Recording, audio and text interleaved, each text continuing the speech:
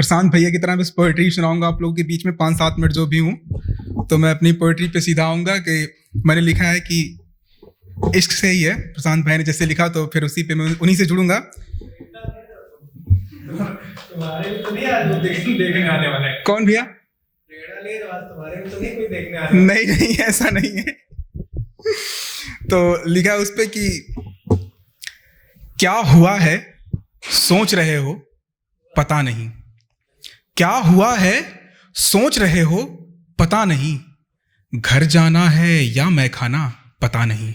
क्या हुआ है सोच रहे हो पता नहीं, क्या हुआ है सोच रहे हो पता नहीं, घर जाना है या मैं खाना पता नहीं।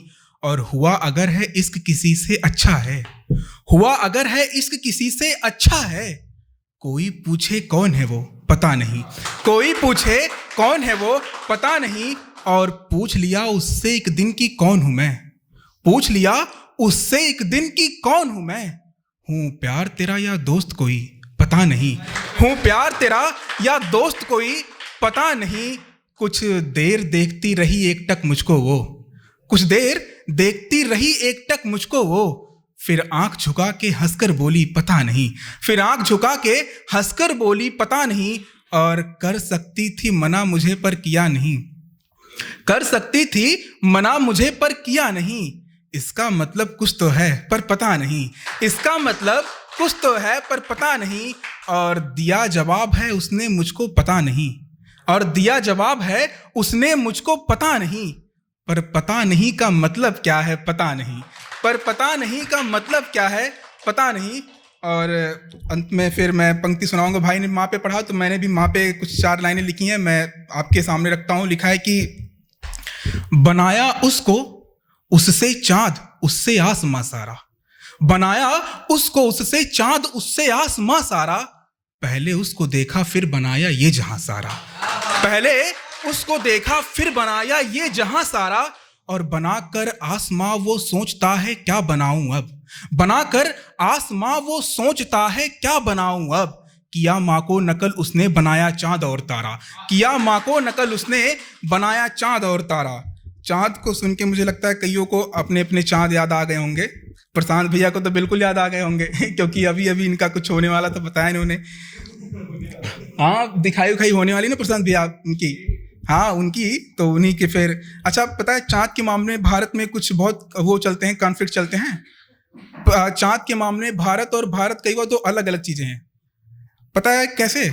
मैं बताता हूँ। भारत परेशान है खोजने में कि चाँद पे जीवन है कि नहीं, और भारत का युवा परेशान है ये खोजने में कि जीवन में कोई चाँद है कि नहीं। तो ये 2 कॉन्फ्लिक्ट हमेशा चलते रहते बीच में। मैं जोक सपाट में अगली पंक्ति पढ़ता हूँ। लिखा है कि वो एक खूबसूरत एहसास है, वो एक खूबसूरत एहसास है जिसके बिना प्यार पैदा नहीं होता, वो एक खूबसूरत एहसास है जिसके बिना प्यार पैदा नहीं होता। और बनाने वाला अगर बनाता ना दिल तो लोगों में एहसास पैदा नहीं होता, बनाने वाला अगर बनाता ना दिल तो लोगों में एहसास पैदा नहीं होता। और मैंने कब कहा कि वो सांस है मेरी जिसके बगैर मैं जिंदा नहीं रह सकता, मैंने कब कहा कि वो सांस है मेरी जिसके बगैर मैं जिंदा नहीं रह सकता। वो तो वो पेड़ है जिसके बगैर सांस पैदा ही नहीं होता, वो तो वो पेड़ है जिसके बगैर सांस पैदा ही नहीं होता। और प्रेम और किस्मत की जो तकरार है, मेरी अगली पंक्ति उस पे है, और शायद प्रशांत भैया ज़्यादा सही रिलेट कर पाएंगे। तो उस पे है कि दिल की आंखों से देखकर तेरी तस्वीर बनाई है, उसे देख तो सकते नहीं तो फिर दिल की आंखों से देखकर कुछ करते हैं। तो लिखा है कि दिल की आंखों से देखकर तेरी तस्वीर बनाई है, माथे को खरोच के तेरे प्यार की लकीर बनाई है। दिल की आंखों से देखकर तेरी तस्वीर बनाई है, माथे को खरोच के तेरे प्यार की लकीर बनाई है। और मैं तेरी किस्मत में नहीं ये कहने वाले आकर देख, मैं तेरी किस्मत में नहीं ये कहने वाले आकर देख, हाथों को चीर कर तेरे प्यार की तकदीर बनाई है, हाथों को चीर कर तेरे प्यार की तकदीर बनाई है। और चीरने काटने से मुझको याद आया, मेरा दोस्त है, हम लोग रूम में साथ में रहते हैं, रूममेट है मेरा